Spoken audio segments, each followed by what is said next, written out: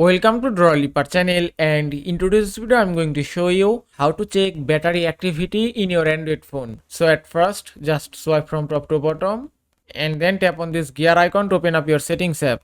And after open the settings app, just scroll down, then go to battery option. Now from here scroll down, then just tap here and here it is. Now from here you can check your battery activity. You can also check your battery usage details from here. Now if you scroll down, from here you can check your app-wise battery usage details. You can see today Facebook screen time is 1 hour 17 minutes and Facebook battery consume percentage is 7.8. And that way you can check your all the apps battery usage or battery activity details from here. You can also change your date from here. You can choose any date as you want. And that's it. And that is how you can check battery activity in your Android phone. I hope this video was helpful. If it was, please give it a thumbs up and don't forget to subscribe.